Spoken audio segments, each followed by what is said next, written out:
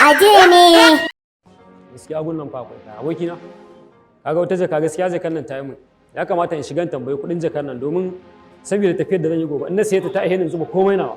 Gaskiya abokina wannan gaskiya ne. Ya kamata mu shiga mu je mu duba. Ka gani ma yana son zan siyo mama na takalmi. Ai bakane global link komai kake bukata zaka samu anan. Ni ma yanzu nan zuwa ne in siyawa mama na recharge card da budurwata wanda zan tura musu domin su ji daɗin yin communication.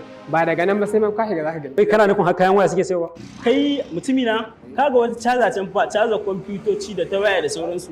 Gaskiya yana da kyau mu shiga mu je mu duba gurin nan. Gaskiya ya kamata wannan.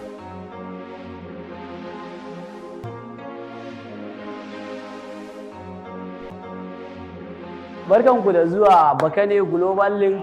So muna sayar da kayayyaki, muna sayar da wandunan maza da gajerun wanduna da kuma manya-manyan kayan mata irin su takalma, yadika da idan ma kana son ka yada kayan lefe a wannan shago namu wanda za mu sa maka duk abin da kake so daga kan akwati har duk wani abu da kake nema, agogo, sarƙa, ɗan kunna, takalmi, kai da duk wasu abubuwa ma wanda za mu haɗa maka duk irin abubuwan da kake so a wannan kamfani namu na bakane global link. Muna sai da shaddodi, muna sai da atamfa, sannan muna sai da hijabai na mata, muna sai da doguwar riga,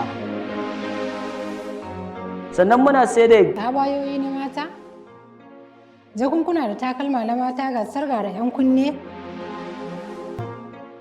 kayan kwalliya duk ba a bar ma baya ba, atamfofi da lesuka, dogayen riguna, ga kayan jarirai nan, birjik idan kun zo nan da abin da kuke bukata, ga mayafai nan, ga takalma, kowanne kuke bukata in dai kun zo bakane global za ku samu. Ina 'yan mata ku zo ga irin naku.